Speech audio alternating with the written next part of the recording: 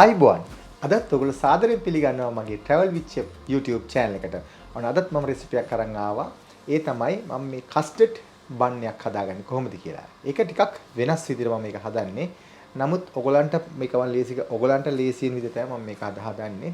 ඉතින් ඒක නිසා මේකෙදි මම ඔයගොල්ලන්ට buns එකක් හදන විදිහ කියලා දෙනවා. ඒ වගේම custard එක හදාගන්න විදිහත් මේ වීඩියෝ එකෙන් කියලා දෙනවා. ඉතින් අපි බලමු ඉස්සෙල්ලම අපි මේ පිටි එක කොහොමද හදාගන්නේ කියලා. ඒ කියන්නේ පිටි මෝලි අපි හදාගන්න බන් එකට අපි ඒක බලමු කොහොමද හදන්නේ කියලා. ඉතින් මෙතන තියෙනවා කිරි මිලිලීටර් 200ක්. ඒක යාන්තම් රස්නේ අරන් තියෙන්නේ. ඒකට මම එකතු කරනවා ලුණු සීනි හැඳි 3ක් මේ විදිහට එකතු කරනවා. ඊළඟට මම ටීස්පූන් එකක් ලුණු එකතු කරනවා. ඊළඟටම මම ඒකටම yeast එකත් මේ විදිහට එකතු කරනවා. ඊළඟට මට මාජරින් අවශ්‍යයි. මේ මාජරිනුත් ටීස්පූන් එකක් මේ විදිහට ටේබල් ස්පූන් එකක්. ඒත් එකම බිත්තරයක්. ඉතින් මේ ටික මේ විදිහට කවලම් කරගන්නවා.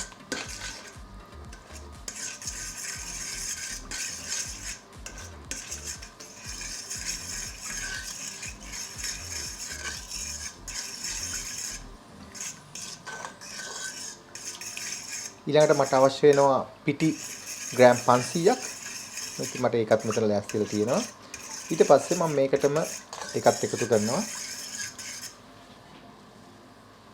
මේ විදිහට.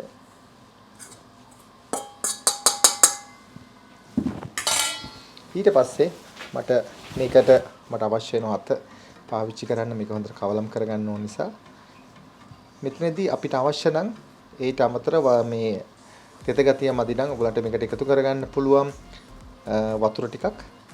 මම හිතන්නේ මේක මගේ ප්‍රමාණය ඇති වෙයි කියලා මම හිතනවා. ඉතින් මේකෙදි මට අවශ්‍ය වෙන හොඳ රසට soft dough එකක් තමයි මෙතන අවශ්‍ය වෙන්නේ.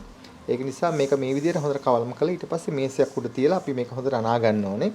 අනාගෙන පැයක් පමණ තියා ගන්න ඕන. මේක හොඳට පිපෙනකම්. ඉතින් මිලිලීටර් 200 හරියටම හරි ගියා. ඉතින් ඒකත් එක්ක හොඳට අපි මේ විදිහට කලවම් කරගන්න ඕනේ මෝලිය. ඊට පස්සේ දැන් මම මේක දැන් ලෑස්ති ඔක්කොම එකට එකතු වෙලා තියෙන්නේ. දැන් මම මේක ටේබල් එකක් උඩ දාලා මේක ටිකක් හොඳට නීට් කරගන්න ඕනේ.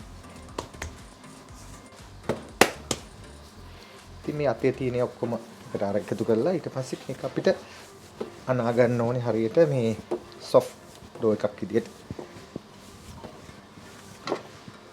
හැම වෙලාවෙම මේ වගේ වැඩක් කරද්දී පැත්තකින් පිටි පොඩ්ඩක් තියාගන්න. හදිස්සියෙන් ඔයගලන්ට අවශ්‍ය වෙන්න පුළුවන් පිටි ගතිය මේ තෙත ගතිය වැඩි වුණොත් පිටි පොඩ්ඩක් එකතු කරගන්න පුළුවන්.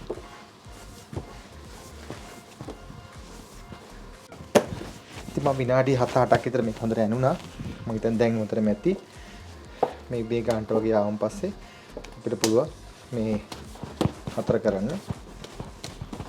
ඒකල්ල මේක දැන් මේ විදිහට අපි තියනවා පැයක් පමණ මේක හොඳට පිපෙනකම්. ඊට පස්සේ මම ඒ අතරතුරේ මම කස්ටර්ඩ් එක අපි හදාගමු. ඉතින් මම මුලින්ම කස්ටර්ඩ් එක හදාගන්න යන්නේ. ඒකෙදි මට අවශ්‍ය වෙනවා කිරි මිලිලීටර් 400ක්. ඉතින් ඔයගලන්ට මේකට කල් කිරි පාවිච්චි කරන්නත් පුළුවන්. නැත්නම් ඔයගොල්ලෝ මේ පවුඩර් එක තියෙනවා කිරි ඒක දිය කරලා ගන්නත් පුළුවන් මේ වගේ ප්‍රමාණයක් 400යි. ඊළඟට මම මේකට එකතු කරනවා සීනි ග්‍රෑම් 100ක්. ඊළඟට බිත්තර දෙකක්. ඒක ඔයාලට ගහගෙන පොඩ්ඩක් මික්ස් කරන් දාගන්න පුළුවන්. ඊළඟට කෝන් ෆ්ලා ටේබල් ස්පූන් දෙකකුත් මට අවශ්‍ය වෙනවා. මම ඒකත් මේ ඔක්කොම එකපාරට මම දාගන්නවා. ඊළඟට වැනිලා ටේබල් ස්පූන් එකක් ප්‍රමාණයක්.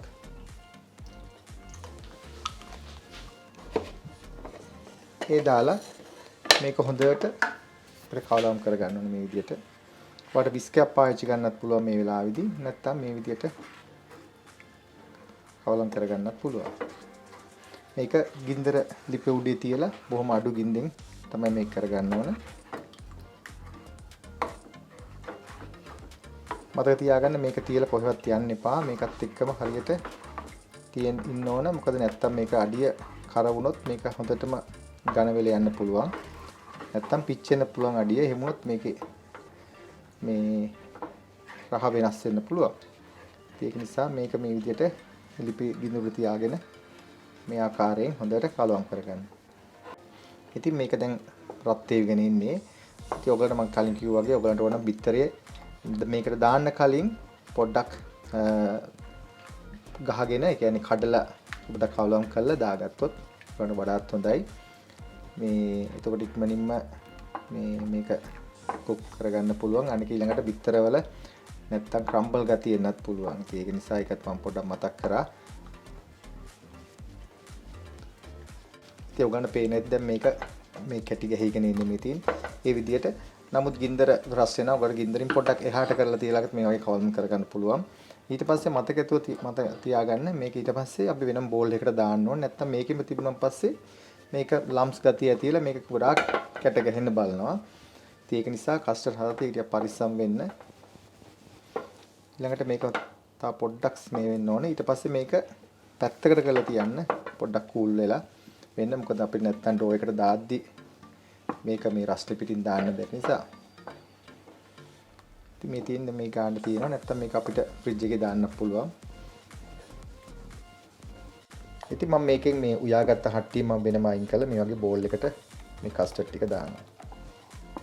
මතක තියාගන්න මේක කැටි ගහන්න බෑ. අඩියේ ඇලෙන්න බෑ. හැමයක්ම හරියට පිරිසිදුව එන්න ඕන. ඒකද මම පෙන්වන්න දැක්ක නේද? කොහොමද ඇලෙන්න විදියක් නෑ නේද? මොකද ඒක නිතරම කන්ටිනියුලි ඔයගොල්ලෝ මික්ස් කරන්න ඕනේ. ඊට පස්සේ මේක මේ විදිහට තියෙනකොට මේක සෙට් වෙන්න ගන්නවා. ඉතින් ඔයාලට පේන ඇති මේක දැන් පිපිලා තියෙන්නේ. ඒකෙදි හොඳට මතක තියාගෙන මේක හොඳට බලන්න මේ විදිහට soft එක තියෙද කියලා. ඔයාලට පේන ඇති මේ හොඳ soft එකට මේක තියෙනවා. මේ විදිහට. දැන් මම මේකෙන් හරියට කොටස් භාගයක් කඩා ගන්නවා මේ විදිහට. භාගි ප්‍රමාණයක්. ඒ කියන්නේ ගත්තොත් ඒ භාගෙන් තමයි මම ඊටු ටික වැඩි කරන්නේ. ඉතින් මේක මේ විදිහට අපිට මේ තුනී කරලා ඊට පස්සේ මේ තැටියක් උඩින් අපි දාගමු. මේක මේ වගේ ලෑල්ලක් උඩින් දාලා පිටි ටිකක් මේ විදිහට ගා ගන්න ඕනේ. විශේෂයෙන් මේකෙදි තියෙන එකක් තමයි මේක හරියට කොටුවක් වගේ අපි තුනී කර ගන්න ඕනේ. ඒක නිසා මේකෙදි අපිට මෙන්න මේ වගේ රෝල් පින් එකක් අපිට අවශ්‍ය වෙනවා. මේ විදිහට මේක තුනී කරගන්න. ඒ තුනී කරද්දි මේකේ තියෙන්න ඕනේ හොඳට තුනී වෙලා තියෙන්න ඕනේ. එහෙම මදි නම් අපිට පිටි ටිකක් දා ගන්න ඕනේ. මේ විදිහට හොඳට මේක තුනී කරගන්න.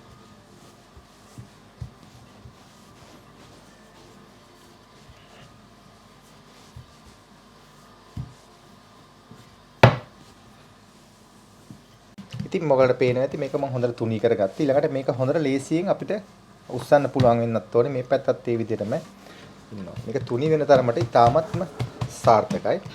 ඊට පස්සේ අපි කරන්නේ මම හදාගත්ත ජෙලි මේ විදිහට මේකේ දානවා. දාලා මේකත් හොඳට මේ විදිහට තුනී කරගන්න ඕනේ. ඒක කරද්දිත් මේක ගොඩාක් ෆිලින් එක දාන්න එපා. හේතුව මේක දැන් මේ රෝල් කරනකොට මේකෙන් එළියට පනින්න පුළුවන්. ඒක ගැනත් පොඩ්ඩක් කල්පනාවෙ ඉන්න. ඊළඟට මේ විදිහට හොඳට මේක තුනී කරගන්න මේ විදිහට. ඉතින් මේ විදිහට දැන් මේක හොඳට මේ ගෑවා අපි ඒ ගාලිවල දැන් මේක මේ ආකාරයෙන් අපිට තුනී කරගන්න තියෙන්නේ. තුනී කරගන්නකොට මේ විදිහට මේක තුනී වෙන්න ඕන.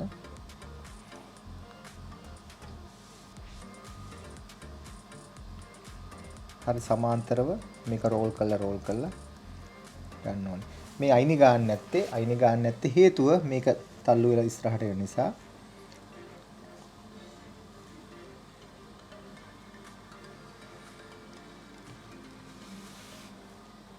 මේ ගාන ගත්තා. මේක තව ටිකක් මේ විදිහට මෙන්න තිබ්බා. මෙතන හොඳට මේ විදිහට ප්‍රෙස් කරගත්තා. ඊට පස්සේ මේක අපිට කපා ගන්න ඕන. ඒ කපාගෙන ඉවරලා අපි බේකින් ට්‍රේ එකත් මේ වෙලාවේ අපි ලෑස්ති කරලා තියා ගන්න ඕන මේ විදිහට. ඊට පස්සේ මේක අපි මේ විදිහට හොඳ පිහියකින් මේ විදිහට අපි කපා ගන්න මේ ආකාරයෙන්.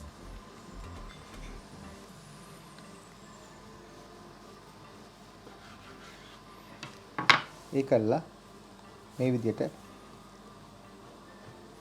රවුම් හදලා මේ විදිහට තියාගන්න.